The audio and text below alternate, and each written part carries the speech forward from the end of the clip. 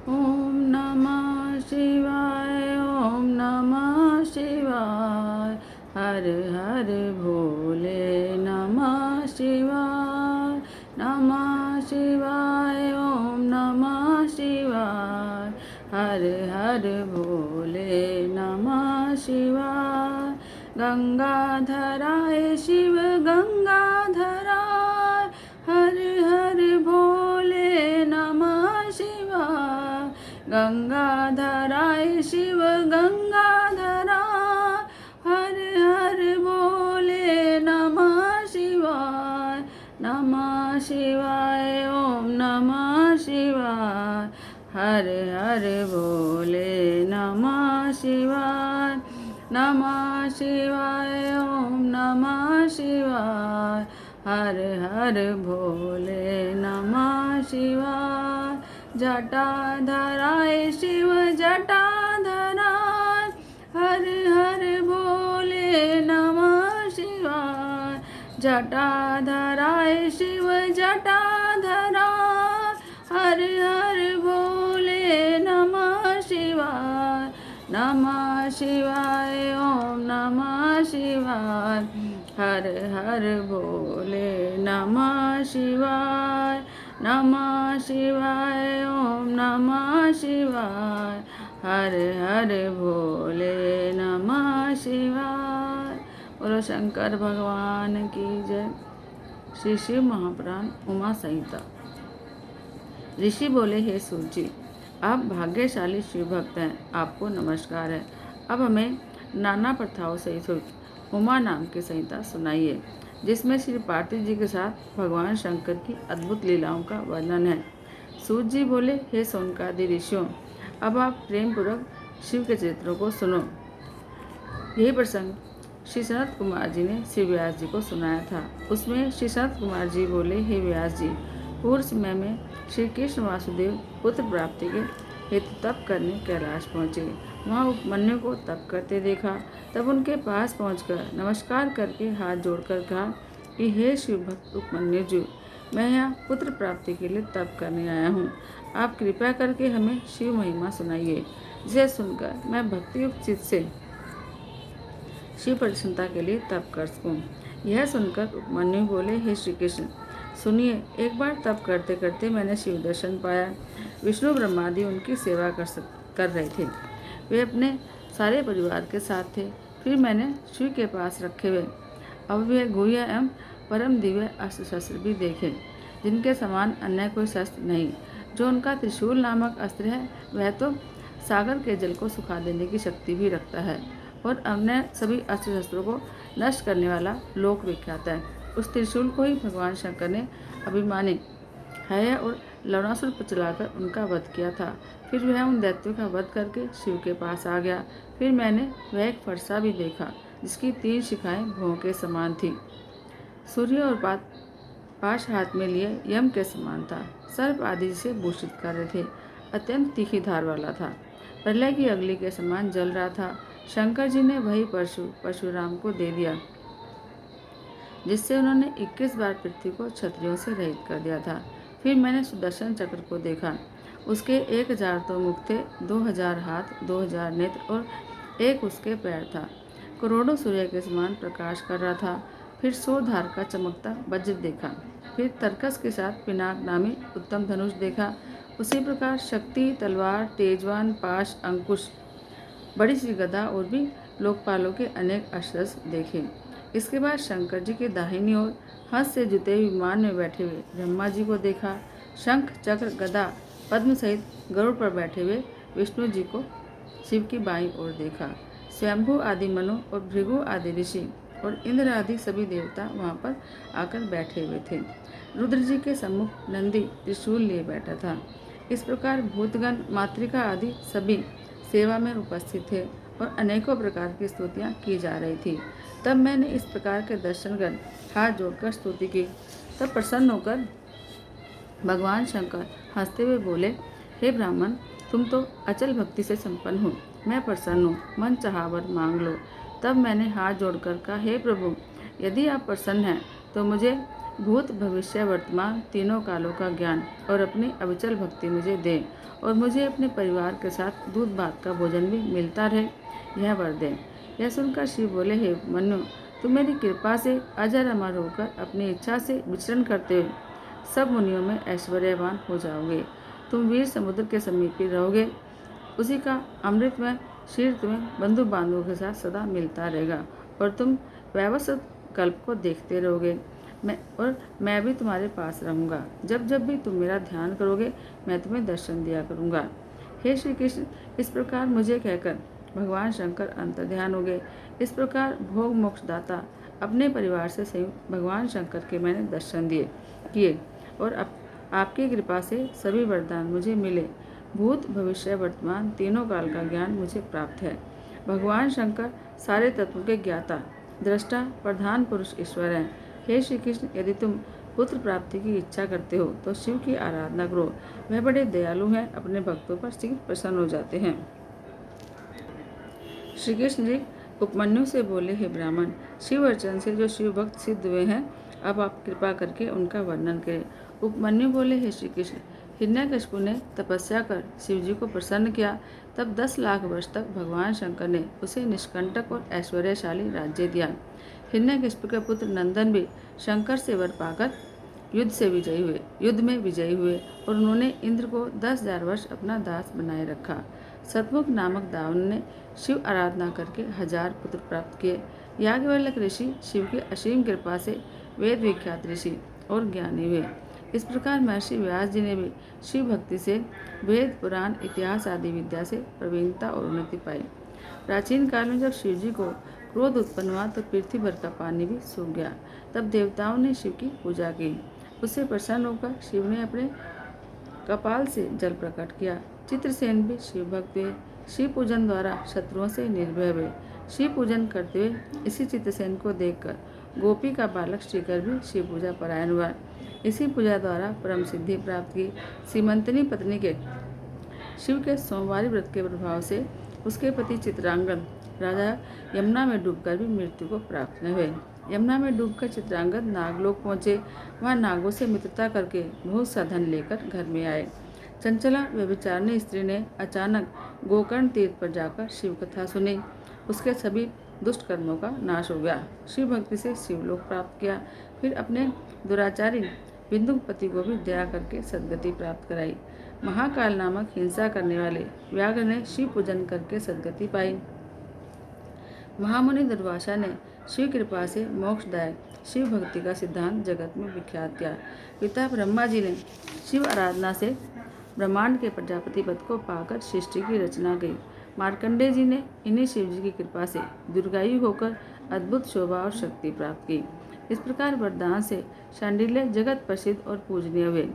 हे श्री कृष्ण, इस प्रकार अनेकों भक्त शिव भक्ति द्वारा सिद्ध हो चुके हैं। श्री कृष्ण जी ने उपमन्यु से कहा कि हे ब्राह्मण, क्या मुझे भी शंकर दर्शन देंगे? उपमन्यु बोले, अवश्य, आप अत्यंत शिव दर्शन कर सिद्धि पाओगे। मैं आपको एक अद्भुत मंत्र देता हूँ, उसके जप द्वारा निश्चय ही आपको शिव दर्शन हो जाएंगे, और आपके समान ही पराक्रमी पुत्र भी आपको प्राप्त होंगे। सभी मनोरथों के पूर्ण करने वाला, स्वर्ग अपर के देने वाला ओम नमः शिवाय सबसे उत्तम मंत्र है। सनत कुमार बोले, इस प्रकार शिव महिमा और मंत्र महिमा कहते कहते उपमन्यु जी को 8 दिन और 2 घड़ी का समय लग गया। इसके बाद 9वें दिन में जाकर उपमन्यु जी ने श्री कृष्ण जी को दीक्षा दी और अथर्वशीर्ष का शिव महामंत्र पढ़ा दिया। श्री कृष्ण जी ने उपमन्यु से सारी विधि समझ ली। फिर जटाजूट धारण करके स्वस्थतापूर्वक चरण के अंगूठे के सारे 15 महीनों तक कठिन तप किया। 16 महीने श्री पार्वती जी के साथ भगवान शंकर प्रकट हो गए और श्री कृष्ण जी से हाथ जोड़कर उन्हें प्रणाम किया और स्तुति की। फिर शंकर जी श्री कृष्ण से बोले कि मैं श्री कृष्ण को जानता हूँ, आप मेरे परम भक्त और दृढ़वर्ती हो, ऐसा उन्होंने पार्वती से कहा। इस समय मैं तुमको दुर्लभ वर देने को तैयार हूँ। तब बार बार प्रणाम करके श्री कृष्ण बोले, हे देवदेव महादेव, मैं तो 8 वर चाहता हूँ। मेरी बुद्धि सदा धर्म में लगी रहे, मैं सारे संसार में अक्षर यश प्राप्त करूँ, आपके समीप मेरा निवास हो, मैं आपकी दृढ़ भक्ति प्राप्त करूँ, मुझे 10 पुत्र महापराक्रमी प्राप्त हों, युद्ध में मैं घमंडी शत्रुओं से विजय पाऊँ, मेरे समस्त शत्रुओं का नाश हो, सारे योग्यजनों का मैं प्यारा बनूं। यह सुनकर शंकर बोले, हे श्री कृष्ण, तथास्तु, सभी वर मैंने तुमको दिए। तब पार्थी जी ने कहा कि हे बुद्धिमान श्री कृष्ण, मैं तुम पर बहुत प्रसन्न हूँ, वर मांगो। तो श्री कृष्ण बोले, देवी, मैं सदा ब्राह्मणों की सेवा करने वाला हूँ, माता पिता का भक्त बनूं। श्री पार्वती बोली, माधव, सभी तुम्हारे मांगे हुए वर मैंने तुम्हें दिए। इसके बाद भगवान शंकर और पार्वती अंतर्ध्यान हो गए। तब श्री कृष्ण जी सफल मनोरथ होकर उपमन्यु के पास पहुँचे और सारी बात बताई। तो उपमन्यु बोले, माधव, भगवान शंकर से बढ़कर अधिक वरदानी कोई नहीं है। शंकर की लीलाएं भी अनंत है और ऐश्वर्य भी। इस कारण भगवान शंकर का तुम हमेशा ध्यान करते रहना। इतना सुनकर श्री कृष्ण जी ने उपमन्यु को प्रणाम कर उनसे विदा मांगी और द्वारका आ गए। अयोध्यापति श्री राम जी ने भी भगवान शंकर की आराधना द्वारा दिव्य अस्त्र पाकर समुद्र पर पुल बांध रावण का कुल समेत नाश किया था और अपनी पत्नी सीता को प्राप्त किया था। तो कामधेनु पाने के लोभ में सहस्त्रार्जुन ने जमदग्नि ऋषि का वध किया। यह समाचार जब परशुराम को पता चला तो अपने पिता का बदला लेने के लिए परशुराम ने भगवान शंकर को प्रसन्न करके उनसे परशु पाकर उसी के द्वारा न केवल सहस्त्रार्जुन को बल्कि पृथ्वी भर के सारे क्षत्रियों को 21 बार युद्ध में काट डाला। चाक्षुष नाम के मनुपुत्र वशिष्ठ ऋषि के शाप से मरुस्थल में मृग हुए। अपने हृदय में ओंकारयुक्त शंकर का ध्यान न छोड़ा। फिर दंडक में ओंकारयुक्त जप करते वहाँ पर रहने लगे। उसे वहाँ रहते रहते बहुत सा समय बीत गया। तब शंकर ने उस पर कृपा की। उसे भी गणेश जी का गण बनाकर जरा मरण से रहित कर दिया। गार्ग्य मुनि की आराधना से प्रसन्न होकर शंकर जी ने सर्व दुर्लभ मुक्ति काल ज्ञान अपनी इच्छा से विचरने के योग्य भूमि सरस्वती पार होने के लिए सामर्थ्य और महापराक्रमी 1000 पुत्र आदि का वर प्रदान किया। वह बहुत ही दरिद्र ब्राह्मण था। निर्धनता के कारण अपना गालव नामक पुत्र छिपाकर गुरु की कुटिया में रखाया। फिर अपनी पत्नी से भिक्षुकों के आने के भय से कहा कि दरवाजे पर कोई अतिथि आए तो उससे कह देना कि पति घर पर नहीं है। उसकी आज्ञा के बिना मैं आप लोगों का सत्कार नहीं कर सकती। इतना कहकर वह घर में छुप कर बैठ गया। एक दिन उस ब्राह्मण के दरवाजे पर एक भिक्षुक आया। उसको भी उसकी पत्नी ने पति का कहीं जाना कि पति कहीं चला गया यह कह दिया। यह सुनकर उस भिक्षु ने दिव्य दृष्टि से उस ब्राह्मण को घर में छुपा हुआ देख लिया और बोले, झूठ क्यों बोलती है, तेरा पति घर में ही है और मर भी चुका है। यह बोलकर वह चला गया। उसके बाद उस ब्राह्मण के पुत्र गालव को विश्वामित्र द्वारा यह वृत्तांत पता चला तो वह घर में पहुंचा। अपनी माता से शाप का सारा वृत्तांत सुनकर उसने महादेव जी की कठिन आराधना और तपस्या की, जिसके द्वारा प्रसन्न होकर श्री महादेव जी ने उसके पिता को फिर जीवित कर दिया। व्यास जी बोले, हे सनत कुमार जी, अब आप लीला में यश के अद्भुत चरित्र सुनाइए, हमें उनके सुनने की बड़ी इच्छा है।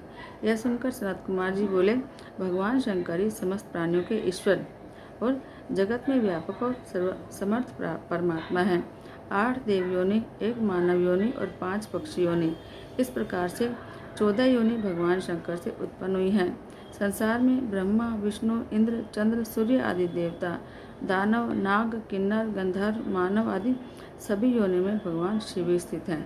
इस प्रकार चराचर जगत में उनकी माया फैली हुई है। शिव माया ने सभी को वश में कर रखा है। कामदेव ने जो ब्रह्मा, विष्णु, इंद्र आदि सभी देवताओं को अधीन कर लिया है, यह भी भगवान शंकर की सहायता से हुआ है। इंद्र ने गौतम पत्नी अहिल्या पर आसक्त होकर इसके साथ व्यभिचार किया था, फिर उसके फलरूप शाप प्राप्त किया था। यह भी शिव की माया थी। अब देवताओं में से श्री विष्णु जी भी काम के वशीभूत होकर पर स्त्रियों से विहार करने लगे। इस प्रकार काम पीड़ित होकर चंद्रमा गुरु पत्नी को ले गए। चंद्रमा पर भगवान शंकर की कृपा हुई, जिससे वह इस महापातक से बच गए। प्रथम मित्रावरुण भी शिव माया से मोहित होकर उर्वशी पर आसक्त हो गए। इससे इन दोनों को वीर्यपात हुआ। मित्र ने तो अपना वीर्य घड़े में त्याग दिया, जिससे वशिष्ठ हुए। वरुण ने जल में त्यागा, उससे बड़वानल जैसे तेजस्वी अगस्त्य पुत्र उत्पन्न हुए। शिव माया से मोहित ब्रह्मा जी 4 बार मोहित हुए। ब्रह्मा जी तो अपनी कन्या के साथ भोग करने को तैयार हो गई। गौतम ने शारदोती को नग्न देखा तो उससे चिपट गए और अपने वीर्य को द्रोण घट में डाल दिया। उससे ही शस्त्रधारियों में प्राक्रमिक द्रोणाचार्य उत्पन्न हुए। विश्वामित्र ने काम पीड़ित होकर मेनका के साथ भोग किया। इसी विश्वामित्र के साथ वशिष्ठ ने विरोध किया, किंतु शिव कृपा से विश्वामित्र ब्राह्मण हुए। वैश्रवा का पुत्र रावण सीता पर आसक्त हुआ और चुराकर घर ले आया, इससे उसकी मृत्यु हुई। बृहस्पति अपने भ्राता की पत्नी के साथ संभोग कर बैठे, जिससे भारद्वाज हुए। शिव माया के प्रभाव का मैं कहाँ तक वर्णन करूं, उससे तो अनेकों ऋषि महर्षि मोहित हो चुके हैं। तो व्यास जी बोले, हे मुनिवर, अब हमें नरकों में पड़ने वाले प्राणियों का वर्णन सुनाएं। सनत कुमार जी बोले, सुनो। शरीर मन वाणी से 12 प्रकार के पाप हुआ करते हैं। पर स्त्री की इच्छा, पर धन की इच्छा, दूसरों का बुरा करना, बुरा विचारना, अधर्म में प्रवृत्ति होना, ये 4 प्रकार के पाप मन से होते हैं। रजस्वला नारियों से बातचीत, झूठ बोलना, कठोर बोलना, चुगली खाना, 4 प्रकार के पाप वाणी द्वारा होते हैं। अभक्षय भक्षण करना, हिंसा करना, असत्य कार्य करना अथवा छीन लेना, ये 4 शारीरिक पाप हैं। इसके भी अनेकों भेद हैं, जो महाभयानक फल देने वाले हैं। भवतारक भगवान शंकर का ज्ञान कराने वाले, तपस्वी गुरु की, माता पिता की चिंता करने वाले महापापी नरकगामी होते हैं। देवधन चुराना, ब्राह्मण की वस्तु नष्ट करना, शिव ग्रंथों को नष्ट करना और चुरा लेना, इस प्रकार के जो पाप हैं वे महापाप हैं और बड़े दुखदायक हैं। शिव पूजन देखकर जिन्हें आनंद नहीं आता, शिवलिंग को जो नमस्कार नहीं करते, स्तुति नहीं करते, शिव के सम्मुख, गुरु के समीप आज़ादी से निर्भय होकर व्यवहार करते हैं, वे भी महानरक में पड़ते हैं। गुरु पूजा के बिना शास्त्र सुनने की इच्छा वाले, भक्ति और श्रद्धा के साथ गुरु की सेवा से रहित, दुखित, निर्बल, विदेश स्थित, शत्रु पराजित, गुरु त्यागी, गुरु के कुटुंबी और गुरु मित्रों के अपमान करता मानव जो है नरकगामी होते हैं। ब्रह्म हत्यारे, शराब पीने वाले, गुरु सैया पर सोने वाले, गुरु स्त्री भोगी महापापी हैं। ब्राह्मण को दान करके फिर ले लेने वाले मनुष्य भी ब्रह्म हत्यारे कहलाते हैं। गो, ब्राह्मण और मंदिर के लिए दी गई भूमि फिर निर्धन हो जाने के कारण वापस लेने वाले, अनीति से धन संग्रह करने वाले मनुष्य ब्रह्म हत्यारे के साथ महापापी हैं। वेदों को पढ़कर भी जो ब्राह्मण शिव ज्ञान छोड़ता है अथवा उपवास, नियम, पूजन आदि आरंभ करके पंच महायज्ञ करना त्याग देता है, ये पाप मदिरा पीने के समान है। गो के मार्ग में, वन में, नगर में आग लगाने वाला, निर्धनों का धन हड़पने वाला पुरुष, स्त्री, हाथी, घोड़ा, गाय, पृथ्वी, चांदी, वस्त्र, औषध, रस, चंदन, अगर, कपूर, कस्तूरी, पट्टे, पीढ़े, आसन आदि बिना संकट के बेच डालने वाला, दूसरों की अमानत खा जाने वाला, सोने की चोरी करने वाला, ये सब महान पापी हैं।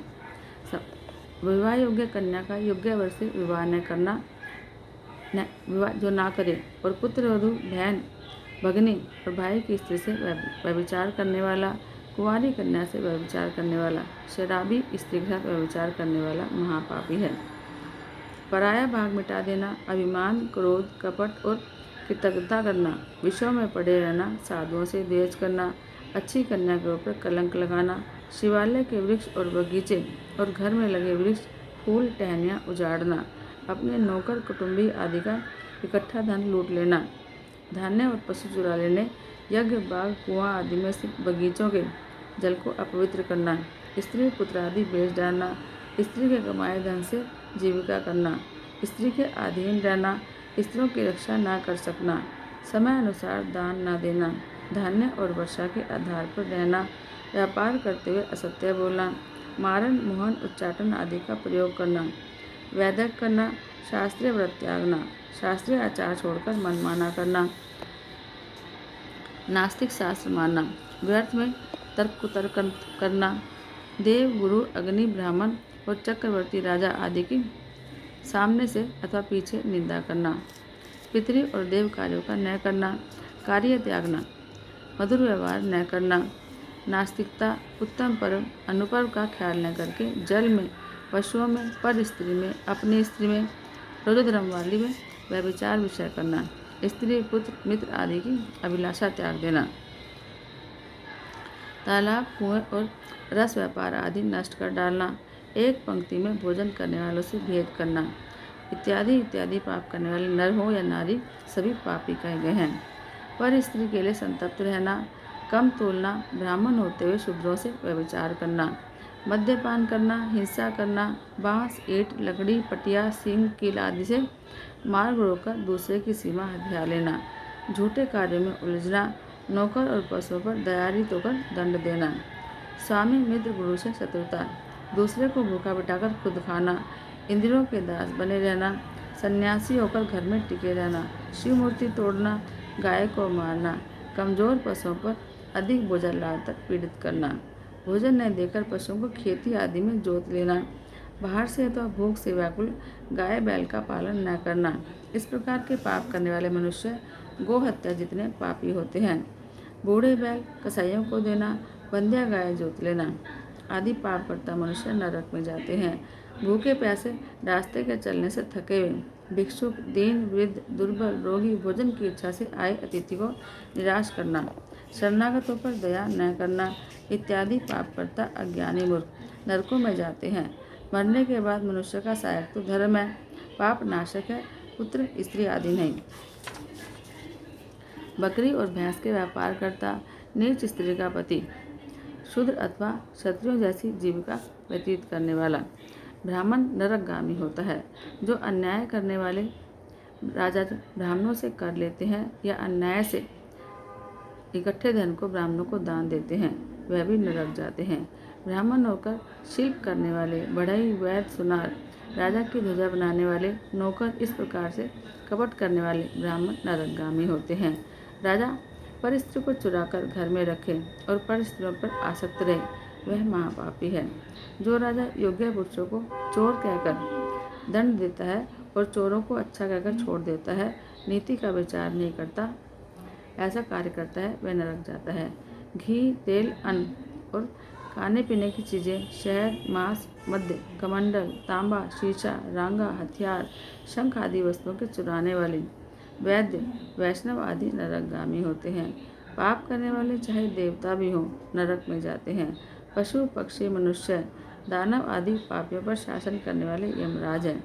पर स्त्रियों को चुराने वाले, अन्याय का व्यवहार करने वाले, छिपे छिपे पाप करता सभी के शासक यमराज हैं। इस प्रकार पापों के लिए प्रायश्चित करने चाहिए। यदि प्रायश्चित नहीं करोगे तो पाप फल भोगे बिना करोड़ों जन्मों तक भी, करोड़ों वर्षों तक भी मनुष्य नहीं छूट पाता। स्वयं पाप करने वाले अथवा पापों के लिए दूसरों को प्रेरणा देने वाले, पाप करने वाले और सभी पापी फल भोगते हैं। सनत कुमार जी वेद व्यास जी से बोले, हे महर्षि, सभी पापी लोग यमलोक में पहुंचकर पाप का फल पाते हैं। इसमें भेद इतना है कि पुण्यात्मा यमराज के ऊपर उत्तर मार्ग में पहुंचाए जाते हैं और पापात्मा दक्षिण मार्ग से। व्यवस्थ नगर यहाँ से 86,000 योजन दूर है। धर्मात्मा लोग सुगम मार्ग से पहुँचते हैं और पापी कठिनता से। पापियों के जाने के मार्ग में बड़े नुकीले कांटे बिछे रहते हैं, बड़ी गर्म बालू होती है, छुरियों के समान पैने कंकड़ पड़े रहते हैं। उसी मार्ग में कीचड़, ऊंची नीची जगह, नोक, शंकु, सुइयाँ, अंगारों के समान तपी पृथ्वी, बड़ी बड़ी डालियों वाले चुभते बाँस, बड़े बड़े लंबे वन, दुखदायक अंधकार वन में लगी आग, बर्फीले मार्ग, कड़ाके की सर्दी, गंदा पानी, सिंह, भेड़िए, व्याघ्र, मच्छर आदि से व्याप्त वन, बड़ी बड़ी जोंके, जहरीले सांप, मदमस्त हाथी, तीव्र दांतों वाले सुअर, बड़े बड़े सींगों वाले भैंसे, बड़े बड़े भयानक जीव जंतु, चोर, डाकनी, भूत, प्रेत, बड़े बड़े शिव वाले सभी फिरते रहते हैं, जो कि मार्ग में चलते प्राणियों को सताते हैं। इन्हीं अपार कष्टों को झेलते हुए पापात्मा यमपुर पहुँचते हैं। उस मार्ग में अपना मित्र भाई कोई नहीं मिलता। उसका रूप प्रेत का होता है, नग्न शीर, होठ और तालू सूखे हुए, पानी न मिलने से अत्यंत प्यासा, ऊपर से यमदूतों के डंडे और अंकुश पड़ते हैं। पैरों में पड़े पाशों से घसीटते हुए यमदूत लेकर जाते हैं। डरता है, जलता है, भूखा है, प्यासा है, किसी को परवाह नहीं। यमदूत तो पाशों से बांधकर घसीटते लिए जा रहे हैं, किसी पर अंकुश का प्रहार करते हैं, किसी को कांटों और अंगारों से भरे मार्ग से खींचते हैं, किसी की जीभ में रस्सा डालकर खींचते हैं तो किसी की जीभ में अंकुश चुबा देते हैं, किसी के हाथ पैर, किसी के कान नाक, किसी के होठ, किसी की लिंगेंद्रिय, किसी के अंड, किसी इस प्रकार किसी किसी के अन्य अंगों को काट कर यातनाएं पहुँचाते जाते हैं। कठोर प्रहार से मार पाकर पापात्मा चिल्लाते हैं, इधर उधर भागते हैं, देह उनका फटता है, खून और पीप बहती है। उनको पीने के लिए बड़े बड़े दाढ़ों वाले कीड़े चिपट कर नोचते रहते हैं। भूखे प्यासे व्याकुल होकर पापात्मा याचना करते हैं, पर सुनता कोई नहीं। यमदूत तो अत्यंत निर्दयता के साथ घसीटकर यमपुरी ले जाते हैं। जिन पुरुषों ने कुछ दान किया है उनके पास तो कुछ मार्ग का भोजन रहता भी है और जल भी रहता है, उसे खाते पीते जाते हैं। यमपुर में बड़ी कठिनता से पहुँचते हैं। यमराज की आज्ञा से उन्हें यमदूत यमराज के सामने ले जाते हैं। जो अच्छे कर्म वाले होते हैं उनका यम भी आदर करते हैं और उनके पुण्यों के अनुसार विमान में बैठाकर स्वर्ग के बाद उन्हें पापों का भी थोड़ा फल मिलता है। यदि निरंतर पापी ही है तो उन्हें भयंकर दाढ़ों वाली विकराल भुओं से देखते हुए अनेकों प्रकार के भयानक अस्त्र से धारे हुए 18 हाथों वाले भैंसे पर सवार जलती अग्नि के समान लाल आंखें किए प्रलय काल की अग्नि के समान तेजस्वी इस प्रकार के भयानक रूप धारण कर यमराज दिखाई देते हैं और चित्रगुप्त का भी यही रूप दिखता है। तब उन पापियों को यमराज फटकारते हैं। चित्रगुप्त धर्मित वचन कहते हैं। चित्रगुप्त कहते हैं, पापियों, तुम तो हमेशा पाप करते रहे हो, उसका आप फल भोगो। पापात्मा राजाओं से चित्रगुप्त कहते हैं, अरे अभिमानी राजाओं, तुमको थोड़े समय का राज्य सुख मिला था, उसको अपना सब कुछ मान बैठे, अपने सुख को मुखिया रखकर अन्याय पर तुल गए। प्रजा बेचारी को बड़े बड़े कष्ट पहुँचाते, अनुचित शासन करते रहे, अब उसका फल पाओ। उस समय उनके पाप रूप मैल को छुड़ाने के लिए धर्मराज यमदूतों को आज्ञा देते हैं, हे चंड और महाचंड, तुम दोनों इन पापी राजाओं को बलपूर्वक पकड़कर अग्निकुंड में फेंक दो, जिससे इनके पापों का मैल जल जाए। इतना सुनते ही यमदूत उनको उठाकर भट्टियों में फेंक देते हैं। ऊपर से वज्र प्रहार करते हैं, तब उनके कानों से खून बहता है, बेहोश हो जाते हैं। उसके बाद जब पवन लगता है तब जर्जर होते हुए जीवित होते हैं। फिर उन्हें नरकों में पटका जाता है। वे नरक पृथ्वी के नीचे 7 पदों के भी नीचे अत्यंत अंधकार में हैं।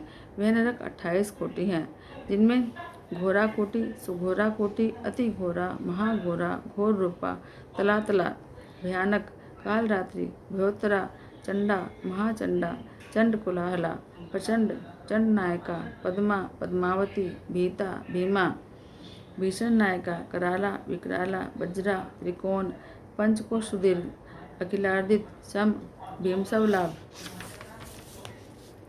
उग्र, दीप। प्राय इस प्रकार के पापात्मा को यातना पहुँचाने के लिए 28 नरक की कोटि कही गई है। यही सौररक और 40 महानरक मंडल कहे गए हैं। जैसे खोटे सोने को अग्नि में डालकर शुद्ध करते हैं, उसी प्रकार जीवात्माओं के पाप मैल को दूर करने के लिए उन्हें नाना नरक की अग्नियों में डालकर शुद्ध किया जाता है। पहले पापियों के दोनों हाथ रस्सियों से जकड़ दिए जाते हैं, फिर उन्हें एक बड़े वृक्ष की ऊंची डालों पर लटका देते हैं, फिर उन्हें बड़े जोर से झूटा देते हैं। उसके बाद उन पापियों के पैरों में लोहा बांध देते हैं। फिर उस भारी भार के कारण वे दुखी होकर अपने पाप कर्मों को याद करते हैं। उसके बाद उनके अंग फोड़े जाते हैं। फिर उबलते हुए तेल के कड़ाहों में डालकर बैंगन की भांति उन्हें पकाते हैं। उसके बाद विष्ठा के कुओं में पटक देते हैं, जहाँ कीड़ों के झुंड उन्हें नोचने के लिए चिपट जाते हैं। बड़े बड़े पैने डंकों वाले कीट जो है और लोहे जैसे कठोर चोंच वाले कौवे, कुत्ते, भेड़िए आकर उन्हें नोचते हैं, खाते हैं और भी भयंकर मुख वगैरह इत्यादि जीव आकर उन्हें सताते हैं। इस प्रकार की अनेक यात्राएं उन पापी प्राणियों को दी जाती हैं। इसके बाद बाकी के नरकों में भी फेंका जाता है, जहाँ उनकी पीठों पर बड़े बड़े तपाए हुए हथौड़े पड़ते हैं। कहीं कहीं आरों से उन्हें चीरा जाता है। कहीं कहीं इन पापात्माओं को अपने ही मांस और रुधिर खाने को बाध्य किया जाता है। इस प्रकार वे पापात्मा अनेक कष्ट पाते हैं, लेकिन मरते नहीं। उनका शरीर यातना में होता है, अनेक दुखों को भुगत लेता है। फिर निरुश्वास नामक नरक में भी श्वास लेने के बिना पापात्मा प्राणी बहुत समय तक पड़ा रहता है। वहाँ रेत के ही भवन होते हैं, जिससे उसे और भी अधिक पीड़ा पहुँचे। रोरर नरक में तो पापियों के पैर, मुख, गुदा, सिर, आँखें, माथा आदि पर खूब गर्म हुए अंकुश और कठोर घनों का तड़ातड़ प्रहार किया जाता है। फिर बार बार गर्म रेत और गंदे कीचड़ में उसे पटक दिया जाता है। उसके बाद कुंभी पाक नरक में बहुत गर्म तेल में उसे पकाते हैं। फिर लाजाभक्ष, सूचीपत, लोह कुंभादि नरकों में डालकर धीरे धीरे श्वास लेने लगते हैं। फिर तीक्ष्ण, शारकुप तथा महाज्वाल नरक में पटके जाते हैं। वहाँ बड़ी गर्मी होती है, जिससे पापात्मा इधर उधर भागते हैं। फिर यमदूत इनके कंधे को झुलसा देते हैं, पीछे की तरफ इनका सिर लगा देते हैं, फिर वज्र के समान अपने मुक्कों का इन पर प्रहार करते हैं। महाज्वाल नरक में तो सभी पापियों को एक ही रस्सी में बांधकर कीचड़ में लपेट देते हैं, फिर कर्षा डाब आदि अग्नि में पकाते हैं। इस प्रकार बड़ी बड़ी यातनाएं पापी लोग नरकों में भोगते हैं। जो नास्तिक ब्राह्मण हैं वे हाक्य नरक में जाते हैं, जहाँ उन पर अर्धकोश लंबी जीभ के समान बड़े पैने हल चलाते हैं। जिन पापियों ने माता पिता और गुरु को फटकारा हो उनके मुख विष्ठा से भर दिए जाते हैं, फिर उन पर प्रहार किया जाता है। जिन पापियों ने शिवालय, बावड़ी, तालाब, कुएं, बगीचे, ब्राह्मणों के घर नष्ट भ्रष्ट किए हों और वहाँ व्यभिचार करते रहे हों, या काम में अंधे होकर उबटन, मर्दन, स्नान आदि किया हो, पान, जलपान, भोजन, खेल, द्यूत, विषय भोग आदि किया हो, उन्हें कोलों में पेरा जाता है, फिर सृष्टि के संहार होने तक नरकों की अग्नि में पकाया जाता है। इस प्रकार पर स्त्रियों के साथ भोग विलासी पुरुषों को अनेकों दुख देकर यमदूत लोहे की बनाई अत्यंत गर्मागर्म स्त्री की मूर्ति से चिपटा देते हैं। इस प्रकार महात्माओं की निंदा सुनने वाले पापियों के कानों को लोहे और तांबे की सलाखों और कीलों से गलाए हुए रांगा, शीशा, पीतल आदि से उबलते हुए दूध से और गर्म तेल से भर देते हैं। भौहें और आंखें मटका मटका कर जो प्राणी नर नारियों को देखते हैं उनकी वही इंद्रियां नरकों में नष्ट की जाती हैं। जो पापी पर नारी को बुरी दृष्टि से देखते हैं उनकी आंखों में सुइयां चुराई जाती हैं और गर्म राख भर दी जाती है। जो पापी लालची होकर देवताओं के बाग के फूल तोड़कर लाते हैं और उन्हें सूंघते हैं, मालाएं बनाकर पहनते हैं, नरकों में उनके सिर पर लोह शंकु ठोके जाते हैं। जो पापी महात्माओं के धर्म उपदेशों, देवता, गुरु भक्त, धर्मशास्त्र आदि की निंदा करते हैं उन लोगों की छाती, कंठ, जीभ, तालू, होठ, नाक, सिर आदि में 3-3 नोकों वाली गर्म लोहे की कीलें ठोकी जाती हैं। ऊपर से मुकद्दरों का प्रहार किया जाता है। परधनहर्ता और ब्राह्मण को पैर लगाने वाले पुरुष सभी प्रकार के नरक भोगते हैं। शिव पूजा सामग्री, गो और ज्ञान शास्त्र आदि को जो पैरों से लताड़ते हैं उन पापियों को सभी नरकों में पीड़ित किया जाता है। शिवालय के पास और अन्य देव मंदिरों के पास और बगीचे में जाकर मलमूत्र करने वाले पापियों के अंडकोशों के साथ लिंगेंद्रियों पर मुक्तर प्रहार करके उनकी गुदाओं में और लिंग छिद्रों में गरम गरम बालू भर देते हैं। धन होने पर जो धन दान नहीं करते उनकी इंद्रियों को पीड़ित किया जाता है। घर में आए अतिथि को फटकार कर खाली हाथ निकालते हैं, ऐसे पुरुषों की नरकों में बुरी गति होती है। जो पुरुष शिव पूजन के बाद विधि पूर्वक हवन करके शिव मंत्र बोल के यम मार्ग को रोककर रहने वाले श्याम और सबल 2 सवानों को और पश्चिम, वायव्य, उत्तर, नैऋत्य दिशाओं के वासी कौवों को जो बलि देते हैं उन्हें यम के दर्शन नहीं करने पड़ते, वे सीधे स्वर्ग जाते हैं। इस कारण नित्य ही 4 हाथ का मंडप बनावे, उसमें ईशान में धन्वंतरी, पूर्व में इंद्र, पश्चिम में सुदशोभ, दक्षिण में है और पितृश्वर, पूर्व में सूर्य द्वार पर धाता विधाता, इन सबको बलि देनी आवश्यक है। कुत्ते, श्वान और कौवों के लिए तो बलि पृथ्वी पर रख देनी चाहिए। स्वाहाकार, स्वदाकार, उषटकार और हंतकार ये चारों गायों के स्तन हैं। इस कारण गौ सेवा परम आवश्यक है। सबके सुखदायक गौ की सब कोई पूजा करें। इस प्रकार न्याय करने वाले पुरुषों की नरकों में दुर्गति होती है। विशेष पाप कर्मों के कारण नरक भोगने के बाद भी उनको सुख नहीं मिलता। ऐसे पापी जन्म पार कर भी दुख से व्याकुल, भोजन के लिए तरसते हुए दूसरों को सुखी देखकर व्याकुल रहते हैं। पुण्यवान पुरुष तो शेष गृहस्थ में जन्म पाकर धनवान होकर दुख का अनुभव भी नहीं करते। परम दयालु शुभ धर्म कर्मा पुरुष उस भयानक रास्ते से बिना कष्ट यमपुर पहुंच जाते हैं। ब्राह्मणों को जूते, खड़ाऊ आदि पहनाने वाले पुरुष घोड़ों पर सवार होकर यमपुर पहुंचते हैं। छाते का दान देने वाले छाता ताने पहुंचते हैं। शैया और आसन दान करने वाले विश्राम करते करते बगीचे वृक्ष आदि लगाने वाले वृक्षों की छाया के सहारे होते हुए पहुँचते हैं। फूलों की वाटिका लगाने वाले पुष्प विमानों में बैठकर जाते हैं। देव मंदिर, सन्यासी, मठ, निर्धनों के घर बनवाकर देने वाले पुरुषों को सुंदर भवन विश्राम के लिए मिलते हैं। देव, अग्नि, गुरु, ब्राह्मण, माता पिता आदि की सेवा सत्कार करने वाले पुरुषों का आदर होता है। दीप जलाकर दूसरों को प्रकाश देने वाले जन परम प्रकाश पाकर निरोग्यता पूर्वक सुख से विचरण करते हैं। गुरु सेवक विश्राम पूर्वक होकर दीन, गरीब और ब्राह्मणों को दान देने वाले अपने घर जैसे भोगते हुए यम का रास्ता तय करते हैं। गोदान करता मन चाहा सुख भोगते हैं। फिर अन्य अन्न जलदाता अन्न जल पाते हैं और ब्राह्मणों के चरण धोने वाले जल सिंचित मार्ग से जाते हैं। ब्राह्मणों के चरणों की मालिश करने वाले घोड़ों पर सवार होकर जाते हैं। ऐसे पुरुषों को यमराज नहीं फटकारते। स्वर्ण रतन आदि के दान से पुरुष बड़े बड़े किले पार कर जाते हैं। चांदी आदि के दान से तो सुखपूर्वक गमन करते हैं। स्वर्ण और रजत दान दोनों स्वर्ग के सुखदायक हैं। अन्न तो सब दानों में उत्तम है। यही दान प्राणियों को उत्पन्न करता, प्राणियों में उत्साह, प्रसन्नता, बल, बुद्धि, रुधिर, मांस, चर्बी, वीर्य आदि वर्धक है। अन्न न मिलने पर अनेकों प्रकार के सुख, चैन, वैभव, विलास आदि मनुष्यों को जीवित नहीं रख सकते। इस प्रकार अन्न दान करने वाले सभी सुख पाते हैं। दान में दिए अन्न खाने से शरीर पुष्ट होता है। उस शरीर से धर्म होता है। उस धर्म का आधा भाग अन्नदाता को मिलता है। यह शरीर ही तो धर्म, अर्थ, काम, मोक्ष साधक है। अतः इस शरीर की पुष्टि के लिए अन्न सबसे उत्तम है और यह संसार अन्न पर ही चलता है। अन्न बल और प्राण है। अतः अपने खर्च से थोड़ा थोड़ा बचाकर भिखारियों को अन्न देना कल्याणकारक है। इस लोक और परलोक में सुख की इच्छा वाले घर पर आए अतिथियों को यथाशक्ति अन्न द्वारा सत्कार करना अति उत्तम है। यही अन्नदान श्रेष्ठ फलदार वृक्ष है। अन्नदाता को स्वर्ग में सुख रूप फल प्राप्त होते हैं।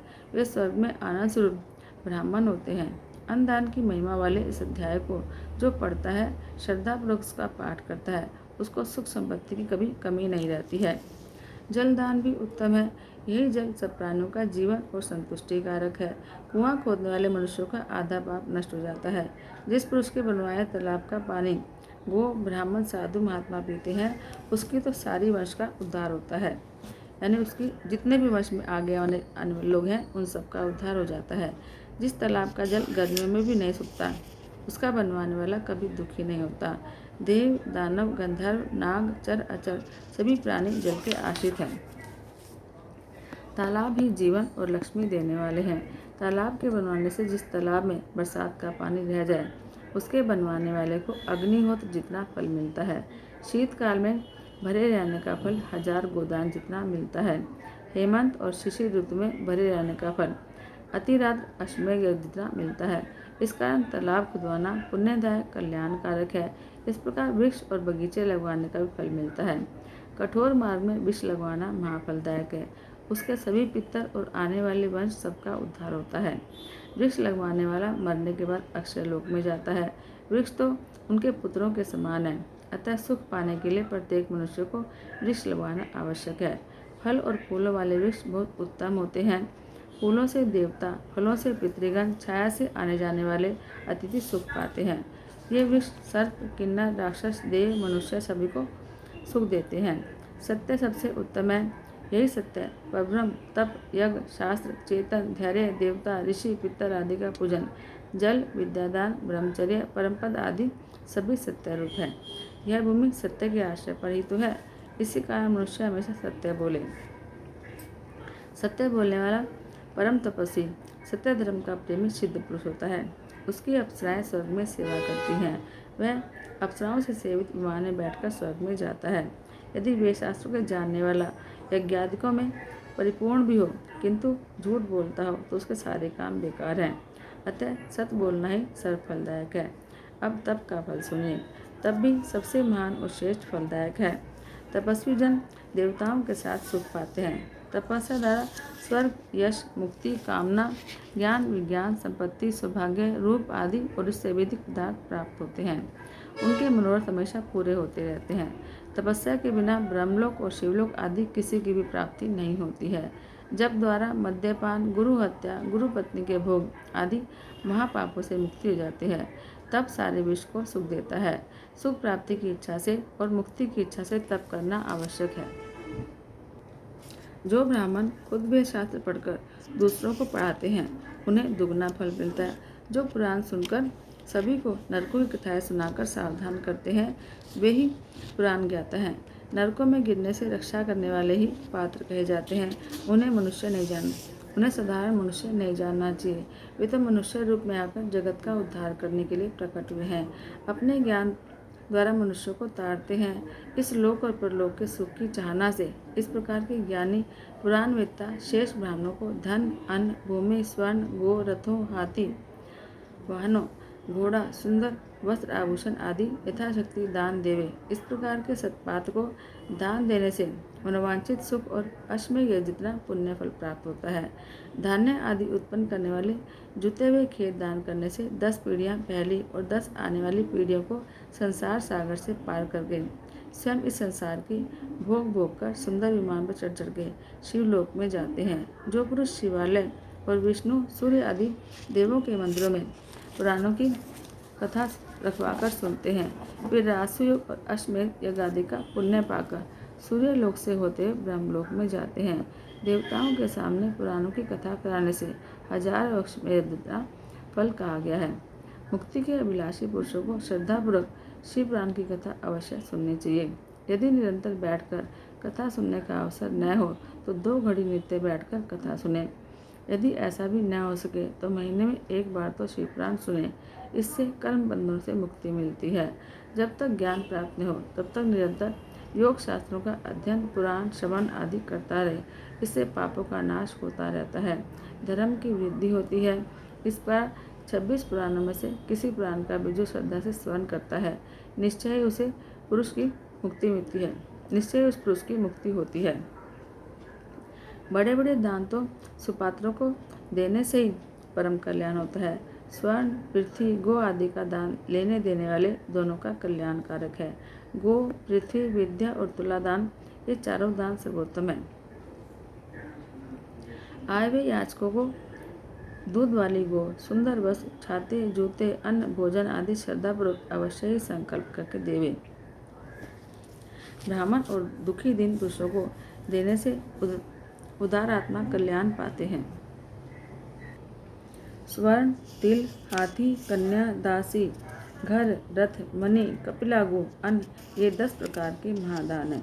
इन्हें पाकर विद्वान ब्राह्मण दान देने वाले साथ अपने आप को भवसागर से पार कर देता है। राजा यज्ञ के समान स्वर्णमय पृथ्वी का दान सर्वोत्तम है।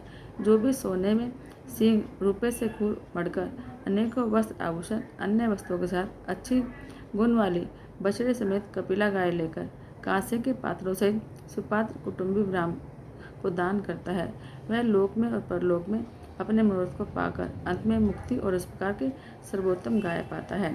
घर में अपनी प्यारी वस्तु का दान सबसे उत्तम है। इसी के द्वारा दोनों लोकों में उसी वस्तु की प्राप्ति होती है। इस प्रकार तुला दान भी उत्तम है। तराजू के एक पलड़े में बैठकर दूसरे को अपनी शक्ति के अनुसार किसी द्रव्य से भरकर अपने समान भार तोल लो। वही द्रव्य सुपात्र को प्रदान करें और कहें कि मैं अपने भार जितना अमुक द्रव्य दान करता हूँ। मेरी बालक, युवा, वृद्धावस्था के ज्ञात अज्ञात सभी पाप भगवान शिव की कृपा से भस्म हो।